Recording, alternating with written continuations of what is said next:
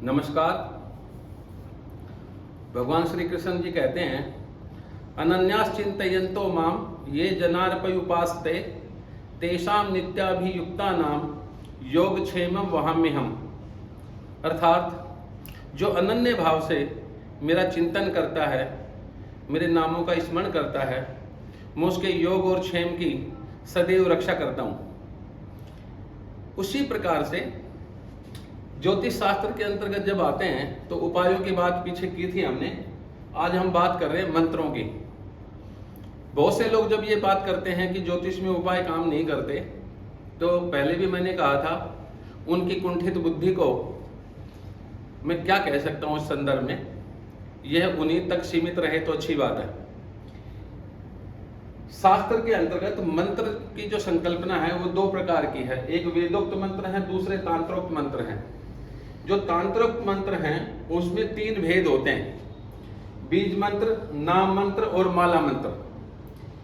बीज मंत्र जो हैं वह स्थापित मंत्र नहीं है, इसलिए फलदायी भी बहुत आसानी से इनका अगर हम विधि विधान से पालन करते हैं तो इनका फल भी बड़ा अच्छा मिलता है।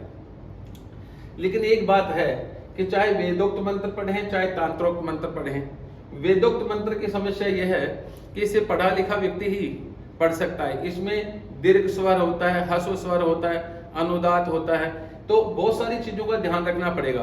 अभीष्ट की सिद्धि के बजाय अनिष्ट की संभावना ज्यादा रहती है अगर वेदोक्त मंत्रों का उच्चारण करना नहीं आता। इसीलिए तांत्रोक्त मंत्रों की संरचना की गई ताकि एक कम पढ़ा लिखा व्यक्ति भी किसी गुरु से शिक्षा दीक्षा लेकर के और किसी मंत्र का अगर वो जाप करता है, किसके आधार पे, मंत्र अर्थ भावनम जपे, मंत्र के अर्थ की भी जानकारी होनी चाहिए और साथ में भावना के साथ जपे। भावना प्रभाव जो है वो बहुत ज्यादा प्रभावी होती है। शास्त्र का वचन है, न देवो विद्यते काष्ठे पाषाणे न मन में भावो ही विद्यते देवस्य तस्मात् भावो कारणम। अर्थात किसी भी देवी देवता की जो छवि हम मूर्ति के रूप में बनाते हैं, चाहे वो काष्ठ के बनाए, चाहे धातु की, चाहे मिट्टी की या पत्थर की, लेकिन वह तभी फलदायी होती है जब हमारे मन में उसके प्रति भावना, श्रद्धा, आस्था जितनी प्रगाढ़ होगी उतना ही अच्छा फल मिलेगा। तो यहाँ पर भी मंत्र के अर्थ के साथ भावना, भाव प्रधान होकर के जिस मंत्र को जपा जाएगा उसका फल अवश्य मिलेगा। लेकिन सबसे बड़ी समस्या क्या है कि जैसे हमने दो ही मंत्र लिखे। शनि का बीज मंत्र है ओम प्राम प्रीम प्रोम स शनये नमः। यहाँ पर भी बहुत सारे लोग आते हैं जो कहते हैं शनिश्चराय नमः है, बल्कि शास्त्र का वचन है सर्वे ग्रह मंत्रा 10 अक्षरा। सभी ग्रहों के मंत्र जो हैं वो 10 अक्षर के होते हैं। अगर शनिश्चराय करेंगे तो यहाँ पर जो है 2-3 शब्द बढ़ जाते हैं, इसलिए शनये नमः लगाते हैं। हाँ, ओम सम शनिश्चराय नमः मंत्र जरूर है, लेकिन बीज मंत्र 3 बीजों के साथ में जो है वो शनये नमः बोला जाता है।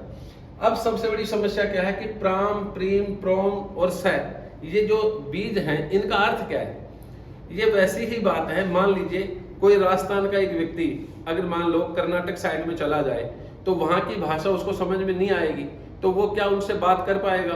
क्योंकि जब तक भाषा समझ में नहीं आएगी तब तक परस्पर संवाद नहीं हो सकता। और जब भाषा समझ में आए तो संवाद होता है, और भाषा समझ में नहीं आती है तो उसको चिल्लाना बोलते हैं। अगर भाषा समझ में आए, उसके साथ में उसका भाव भी समझ में आ जाए तो बहुत अच्छी बात होती है। तब वास्तव में मालूम पड़ता है कि इसका जो है प्रारूप क्या है, किस संदर्भ में बात कही गई थी। तो सबसे पहले जितने भी बीज हैं उनके अर्थ की जानकारी होना परम आवश्यक है। तो प्राम का अर्थ होता है प्रमाद या आलस्य, प्रीम का मतलब होता है लापरवाही, और प्रोम का मतलब है दिवास्वपन, और स का मतलब है आनंद देने वाला, और शनये नमः का मतलब है शनि ग्रह को नमस्कार है। तो जब भी हम शनि ग्रह के मंत्र का उच्चारण करते हैं, बीज मंत्र का, तो हम मन में भावना रखेंगे ओम प्राम प्रीम प्रोम स शनये नमः। और हिंदी में हमें ये मालूम होना चाहिए कि प्रमाद या आलस्य, लापरवाही और दिवास्वप्न को दूर कर आनंद देने वाले शनि ग्रह को नमस्कार है, ऐसी भावना होनी चाहिए। जब ये भावना साथ में काम करेगी, क्योंकि देवता से तो संवाद तब होगा जब हम अपनी भाषा उन तक पहुंचा पाएंगे। मैं जो बोल रहा हूँ वो अगर आपके समझ में नहीं आए तो कितना ही बोलता रहूं, उसको चिल्लाना ही बोल सकते हैं, लेकिन मेरी भाषा आपको समझ में आती है तो आप अंडरस्टैंड कर सकते हैं। ऐसे ही प्रत्येक मंत्र का एक अर्थ होता है। उस अर्थ के बिना अगर किसी भी मंत्र को जपें तो चाहे लाखों बार बोल लीजिए, इसलिए फल नहीं मिलता।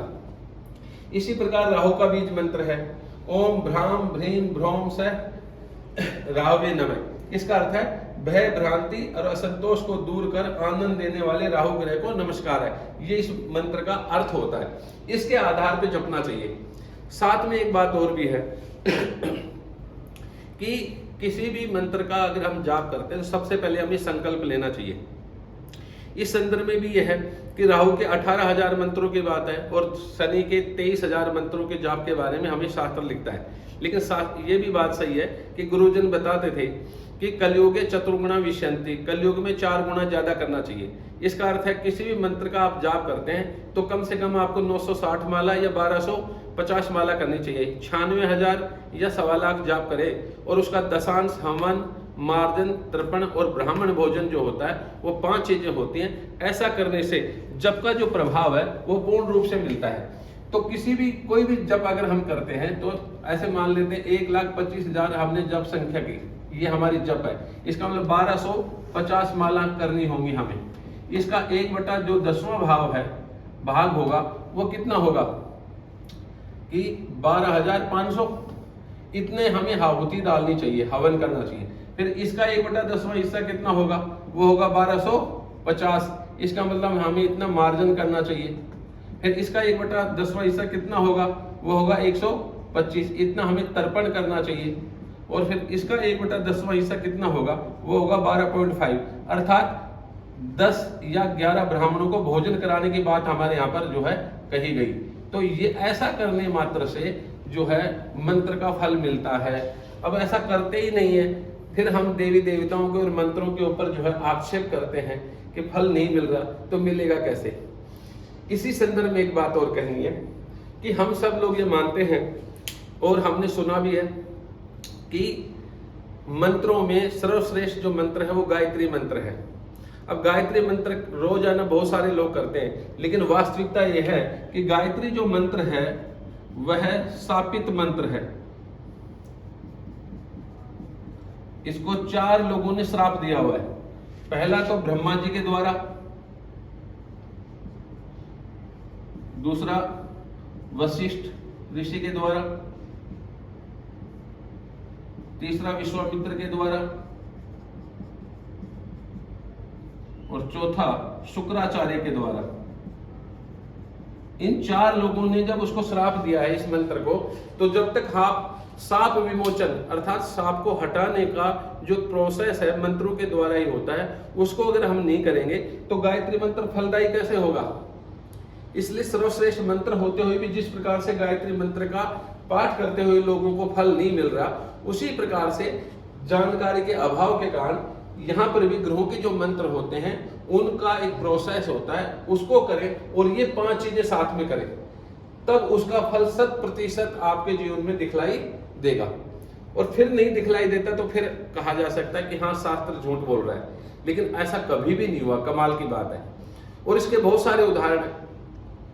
जब भी हम किसी भी देवी देवता की पूजा आराधना करते हैं तो हमें कुछ नियम कायदे कानून उनमें हमें बनना होता है। इसके उदाहरण हमारे पुराणों में बहुत मिलते हैं। आप देखो जितने भी जो राक्षस थे, दानव थे, वे भगवान ब्रह्मा जी, विष्णु की, भगवान शिव की पूजा आराधना करते थे, कई कई हजारों वर्ष तक करते रहते थे। और उनके उन मंत्रों से वो आकर्षित होकर के उनके पास आते थे और वरदान में जो भी इच्छा उनकी होती थी वही वरदान उनको प्राप्त होता था। इसलिए मंत्रों में कोई कमी नहीं है, करने वाले में और प्रोसेस में कमी है। सिद्धांत नहीं मालूम, जानकारी नहीं है।